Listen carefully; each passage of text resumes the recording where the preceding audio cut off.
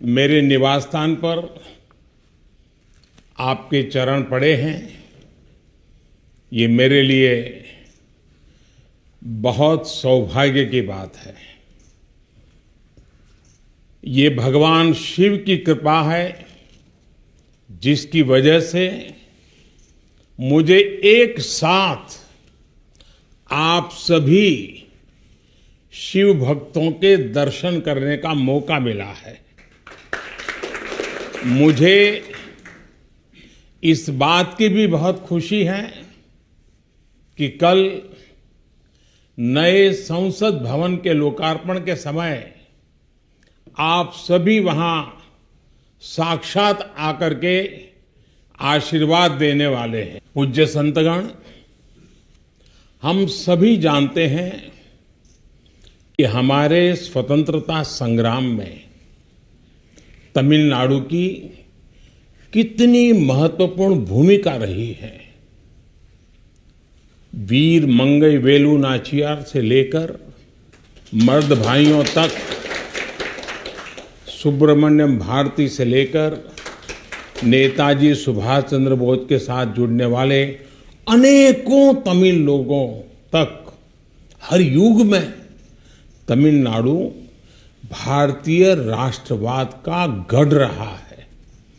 तमिल लोगों के दिल में हमेशा से मां भारती की सेवा की, भारत के कल्याण की भावना रही है। बावजूद इसके ये बहुत दुर्भाग्यपूर्ण है कि भारत की आजादी में तमिल लोगों के योगदान को वो महत्व नहीं दिया गया जो दिया जाना चाहिए था। अब बीजेपी ने इस विषय को प्रमुखता से उठाना शुरू किया है।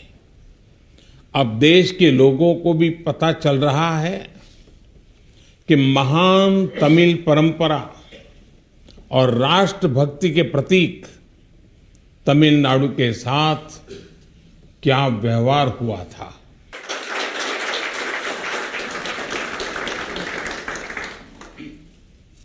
जब आजादी का समय आया तब सत्ता के हस्तांतरण के प्रतीक को लेकर प्रश्न उठा था। इसके लिए हमारे देश में अलग अलग परंपराएं रही हैं, अलग अलग रीति रिवाज भी रहे हैं, लेकिन उस समय राजाजी और आदीनम के मार्गदर्शन में हमें अपनी प्राचीन तमिल संस्कृति से एक पुण्य मार्ग मिला था। ये मार्ग था सेंगोल के माध्यम से सत्ता हस्तांतरण का। तमिल परंपरा में शासन चलाने वाले को सेंगोल दिया जाता था। सेंगोल इस बात का प्रतीक था कि उसे धारण करने वाले व्यक्ति पर देश के कल्याण की जिम्मेदारी है और वो कभी कर्तव्य के मार्ग से विचलित नहीं होगा।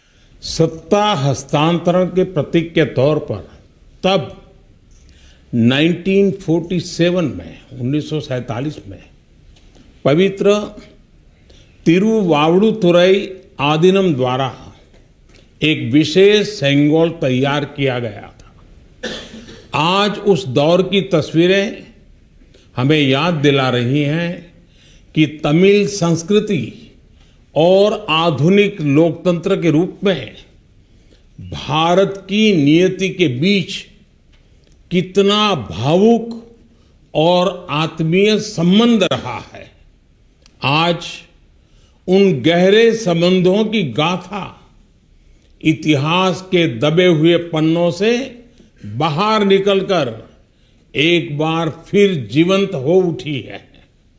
इससे उस समय की घटनाओं को समझने का सही दृष्टिकोण भी मिलता है और इसके साथ ही हमें ये भी पता चलता है कि सत्ता के हस्तांतरण के इस सबसे बड़े प्रतीक के साथ क्या किया गया। मेरे देशवासियों, आज मैं राजा जी और विभिन्न आदीनम की दूरदर्शिता को भी विशेष तौर पर नमन करूंगा।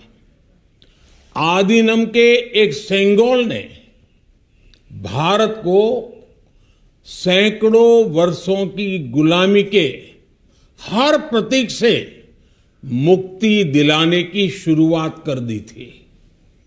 जब भारत की आजादी का प्रथम पल आया, आजादी का प्रथम पल, वो क्षण आया, तो ये सेंगोल ही था जिसने गुलामी से पहले वाले कालखंड और स्वतंत्र भारत के उस पहले पल को आपस में जोड़ दिया था। इसलिए इस पवित्र सेंगोल का महत्व सिर्फ इतना ही नहीं है कि ये 1947 में हस्तांतरण का प्रतीक बना था। इस सेंगोल का महत्व इसलिए भी है क्योंकि इसने गुलामी के पहले वाले गौरवशाली भारत से, उसकी परंपराओं से स्वतंत्र भारत के भविष्य को कनेक्ट कर दिया था।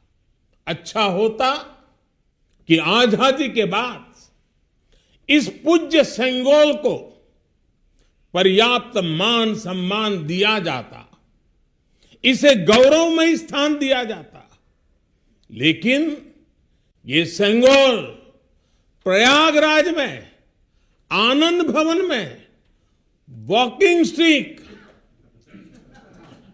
यानी पैदल चलने पर सहारा देने वाली छड़ी कहकर प्रदर्शनी के लिए रख दिया गया था।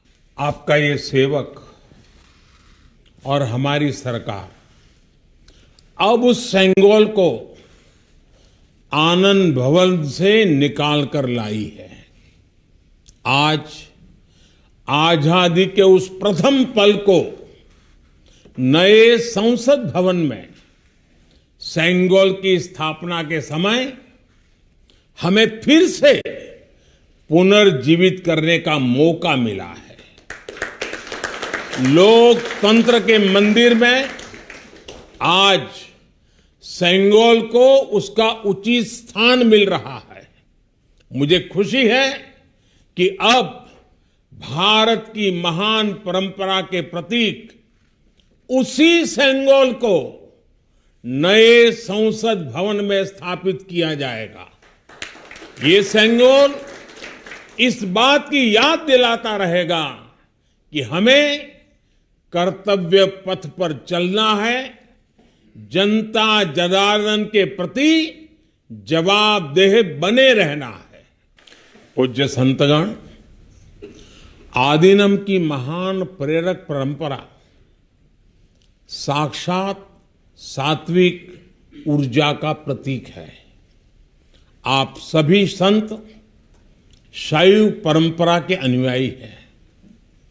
आपके दर्शन में जो एक भारत श्रेष्ठ भारत की भावना है, वो स्वयं भारत की एकता और अखंडता का प्रतिबिंब है।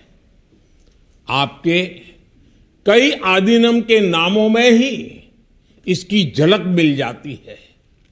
आपके कुछ आदीनम के नाम में कैलाश का उल्लेख है।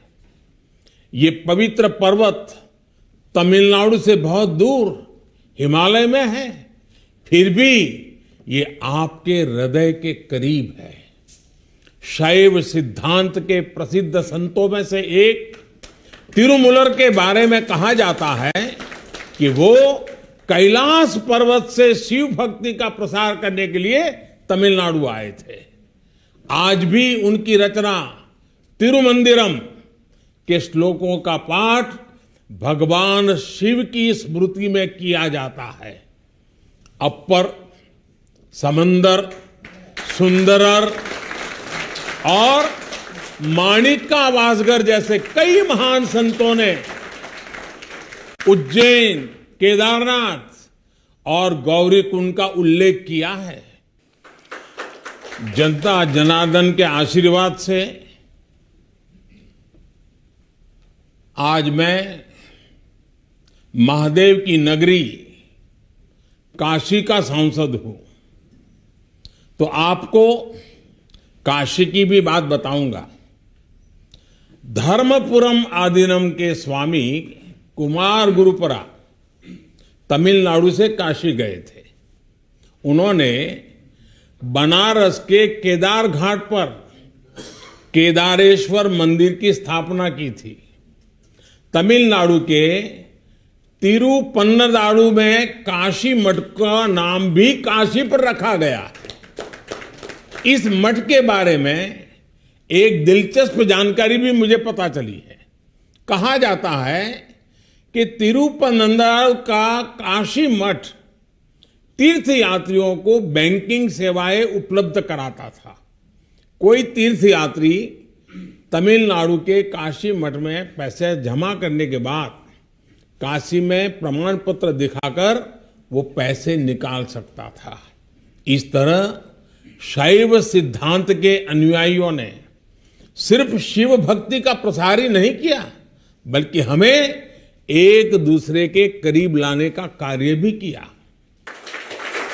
पूज्य संतगण, सैकड़ों वर्षों की गुलामी के बाद भी तमिलनाडु की संस्कृति आज भी जीवंत और समृद्ध है, तो इसमें आदीनम जैसी महान और दिव्य परंपरा की भी बड़ी भूमिका है।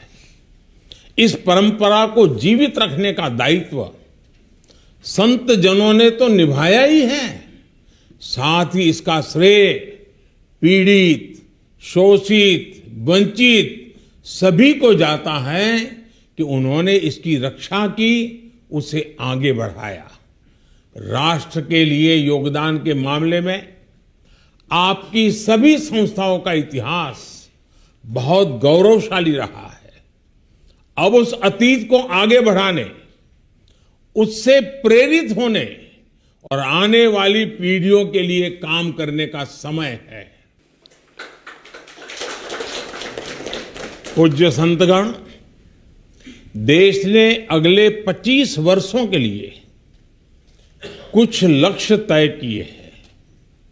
हमारा लक्ष्य है कि आजादी के 100 साल पूरे होने तक एक मजबूत, आत्मनिर्भर और समावेशी विकसित भारत का निर्माण हो। 1947 में 1947 में आपकी महत्वपूर्ण भूमिका से कोटि कोटि देशवासी पुनः परिचित हुए हैं। आज जब देश 2047 के बड़े लक्ष्यों को लेकर आगे बढ़ रहा है, तब आपकी भूमिका और महत्वपूर्ण हो गई है। आपकी संस्थाओं ने हमेशा सेवा के मूल्यों को साकार किया है। आपने लोगों को एक दूसरे से जोड़ने का, उनमें समानता का भाव पैदा करने का बड़ा उदाहरण पेश किया है। भारत जितना एकजुट होगा उतना ही मजबूत होगा। इसलिए हमारी प्रगति के रास्ते में रुकावटें पैदा करने वाले तरह तरह की चुनौतियां खड़ी करेंगे। जिन्हें भारत की उन्नति खटकती है, वो सबसे पहले हमारी एकता को ही तोड़ने की